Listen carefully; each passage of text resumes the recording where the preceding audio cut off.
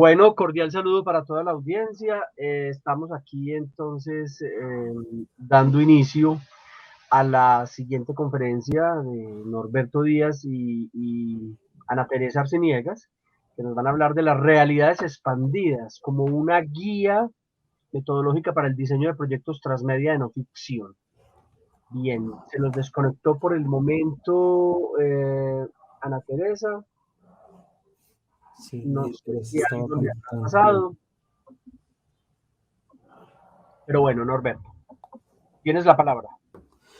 Listo. Muy buenos días de nuevo. Un gusto estar acá en estas jornadas transmedia. Bueno, de hecho hoy, digamos que en el orden cronológico de las intervenciones, pues tenemos esta última que hace referencia precisamente pues al desarrollo de una guía para el diseño de proyectos transmedia de no ficción. Es una guía que hemos estado trabajando junto con la profesora Ana Teresa Arciniegas, que surge de un proyecto de investigación en la Universidad Autónoma de Bucaramanga denominado Diseño e Implementación de una guía metodológica para la realización de proyectos de narrativa transmedia y multiplataforma del programa de artes audiovisuales de la UNAP. Digamos que surge allí, sin embargo, pues la investigación ha ido tomando diferentes contextos y en estos momentos, pues digamos que el escenario de aplicación está dado pues para el programa de artes audiovisuales de la UNAP, pero también para el programa de artes visuales pues, de la Universidad Pontificia Javeriana y por eso pues acá está también Ana Teresa. Hola, buenos días, ¿cómo están? Me complace saludarlos de nuevo.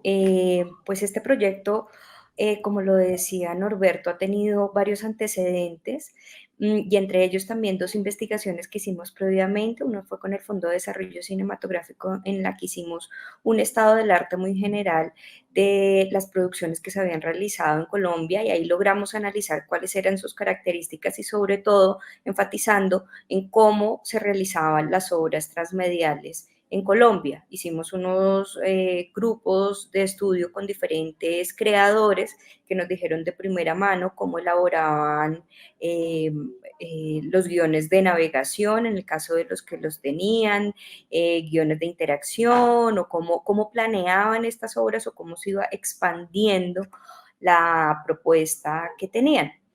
Esta investigación nos sirvió finalmente para ampliarlo a otro proyecto que se llamó Nodos Transmedia, que presentamos ayer también en el marco de este evento, en el que se pueden rastrear los proyectos media realizados en el país. Nosotros somos docentes del área de audiovisuales y básicamente lo que nosotros encontramos era como una gran necesidad de encauzar o de proponer un contenido que nos permitiera realizar con nuestros estudiantes una ruta o planear el diseño de estas estrategias transmediales, de tal forma que pensamos en el diseño e implementación de esta guía para que sirviera no solo para nuestros alumnos, sino pues para la gente que esté interesada. En este momento la guía se encuentra en proceso de publicación y esperamos pronto poder difundirla a través de la plataforma Nodos Transmedia que hemos elaborado. Bueno, para llevar a cabo, digamos que este proceso de investigación, nosotros partimos de la metodología de investigación-acción propuesta por Stringer, en la que contempla tres fases que son observar, pensar y actuar. Digamos que el observar, pues en primera medida es darnos cuenta efectivamente de la necesidad que teníamos de tener un método o de tener, digamos, como esa ruta operacional para el desarrollo de los proyectos, dado que los estudiantes cada vez llegaban pues con más ideas de este tipo y eso nos llevó, digamos que en esta fase a observar precisamente qué se estaba haciendo, ¿sí? ¿Qué se estaba haciendo, pero en términos metodológicos?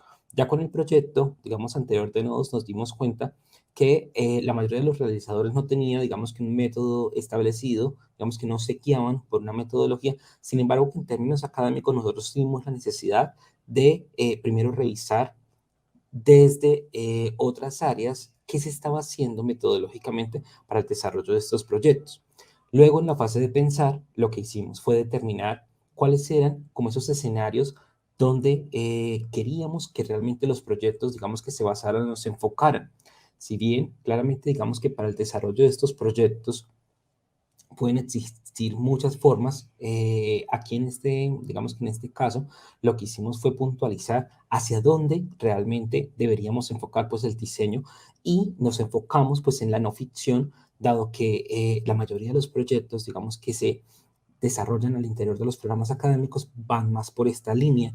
Y en la revisión también que hicimos, pues nos dimos cuenta que ya habían varios materiales pedagógicos en función de la ficción. Y finalmente, pues en la fase de actuar, lo que tratamos de plantear es la arquitectura a partir de esos escenarios de análisis, los cuales consideramos que son los necesarios pues, para el desarrollo de la guía. Respecto a los resultados, pues aquí en la diapositiva se pueden ver varias de las guías que nosotros tuvimos como referencia. Tenemos, digamos que, guías o métodos que han sido desarrollados en la Universidad de La Coruña.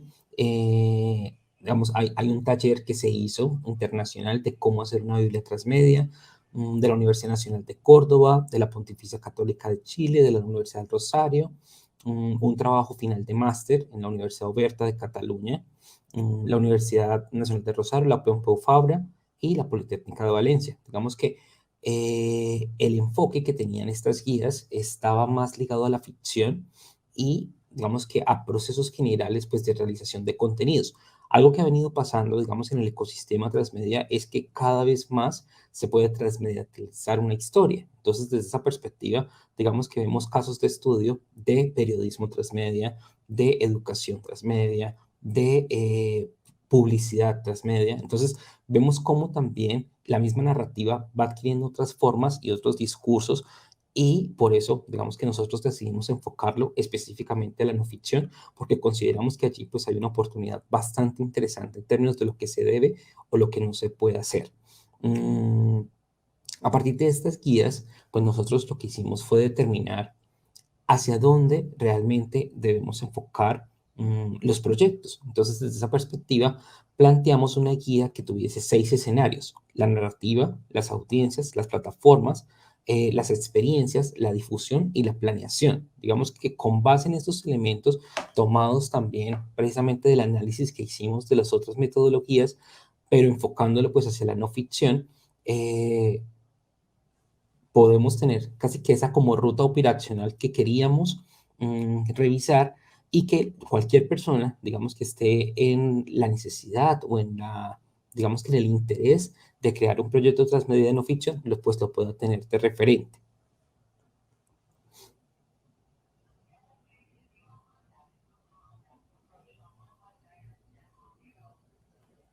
Vamos entonces a presentar cada uno de los 6 escenarios ya por separado.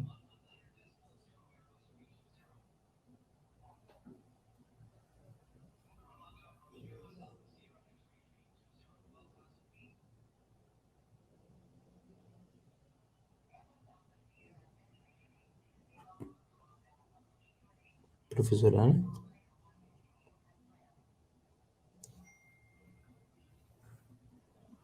Bueno, entonces teniendo algún problema de conexión. Sin embargo, entonces, te llegó, sí. Sí. Hola. Sí, qué pena, es que tuve acá un problema con internet. Bueno, no sé si ya alcanzó a hablar de la narrativa. No, no.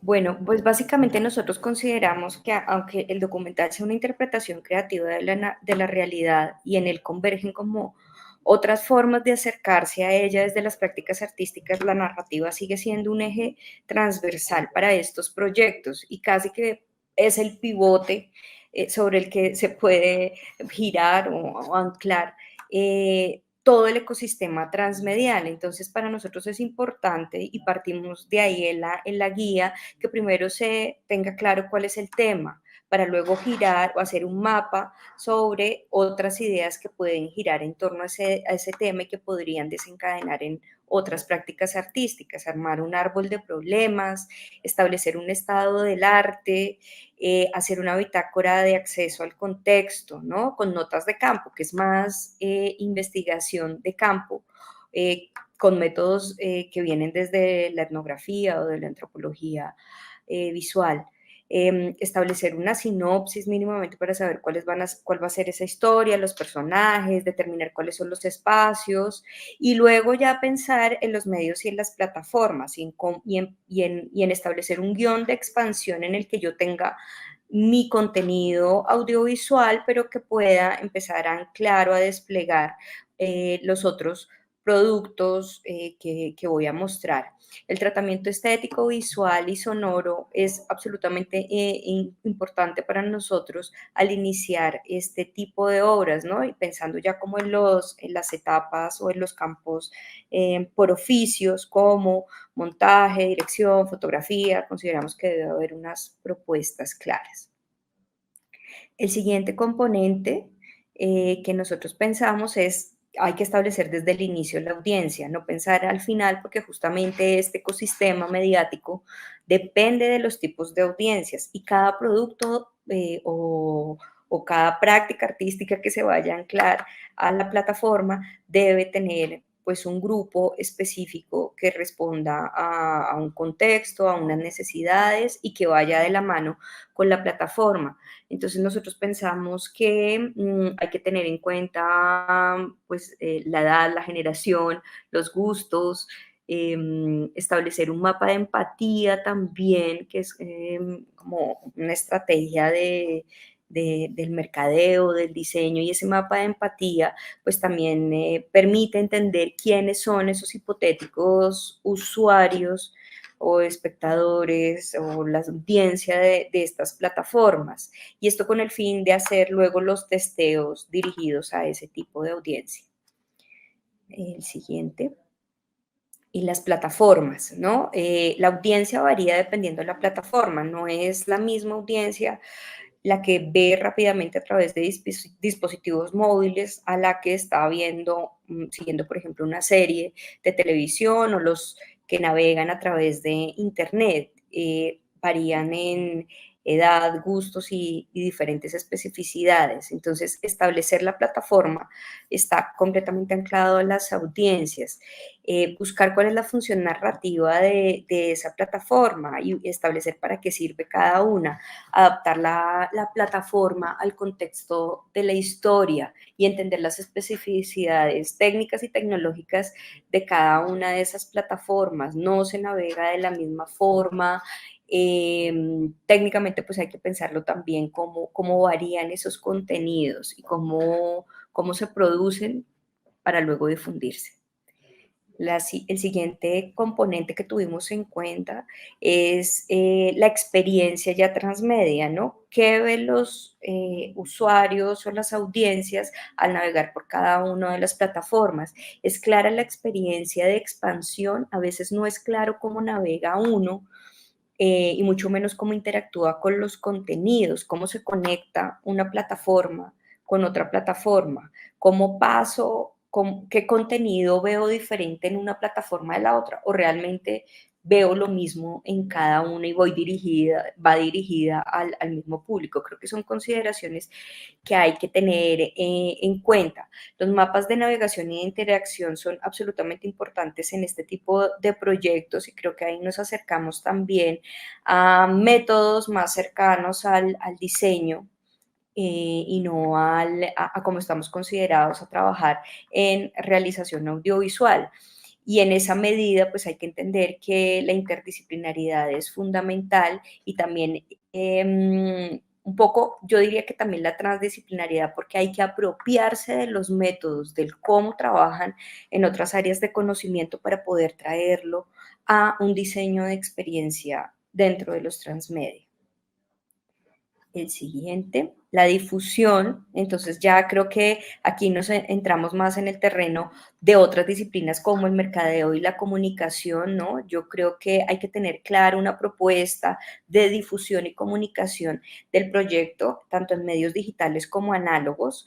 Hay que tener clara una estrategia de exhibición y de circulación del proyecto. Finalmente, estos transmedia finalizan con un producto mínimo viable o un prototipo y hasta ahí llega, ¿no? Nuestra etapa de circulación en medios audiovisuales convencionales pasa por la ruta de festivales especializados. Con los transmedia es un poco más difuso el panorama de qué es lo que hay que hacer después de que se termine este proyecto.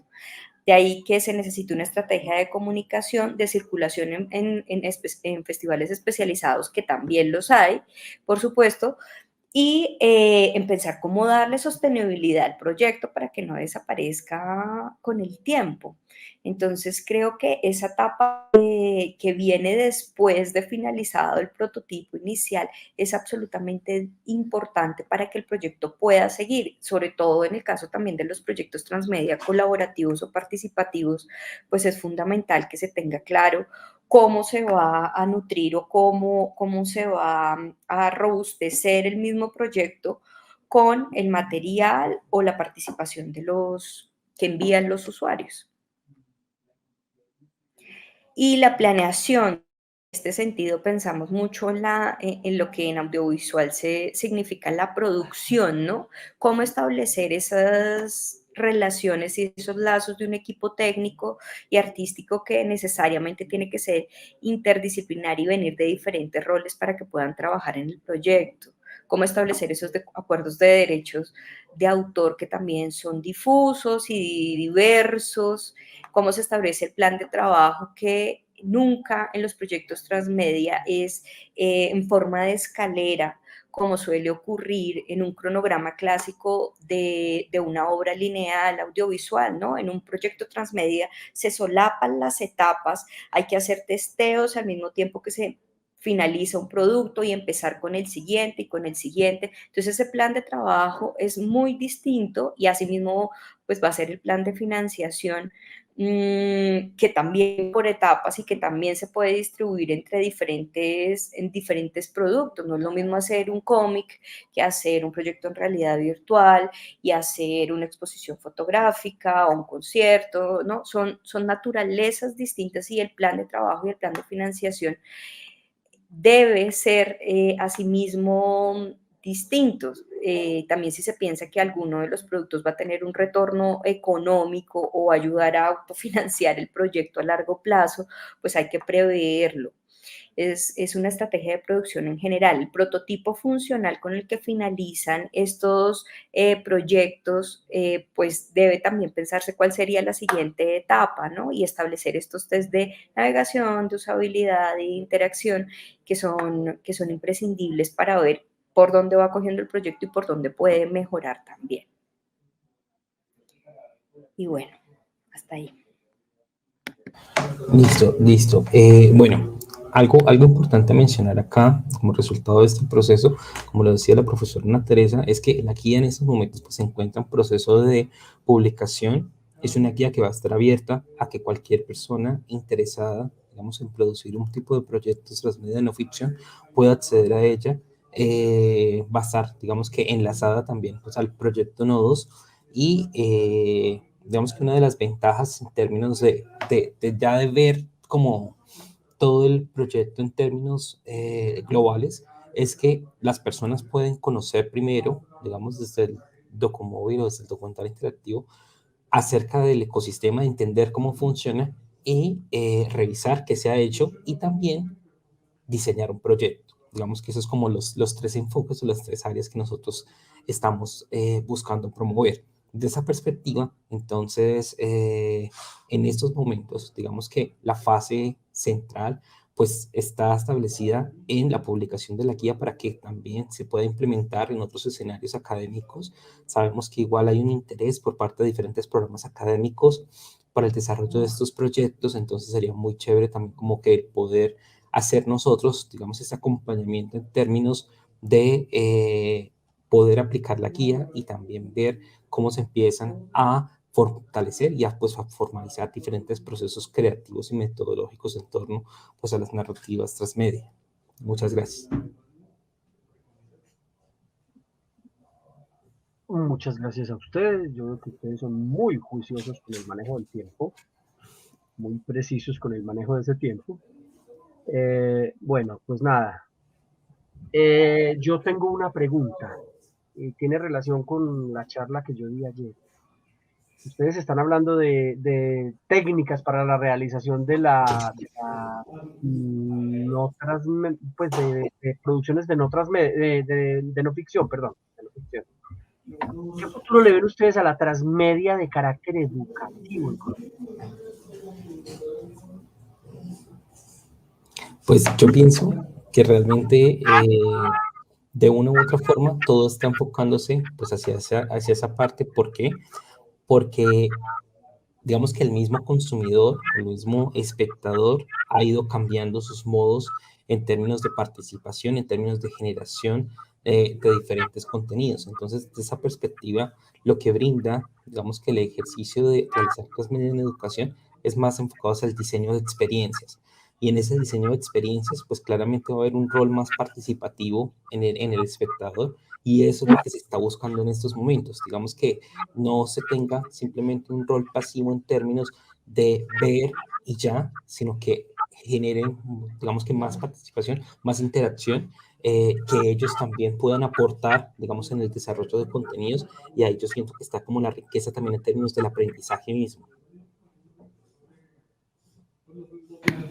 Yo quisiera agregar que en términos generales, a mí me parece que todos los transmedia tienen un fin pedagógico o didáctico, o sea, intentan hablar sobre un tema, intentan, no sé si la palabra sea enseñar, pero sí como ampliar el espectro de quién va a ver la obra.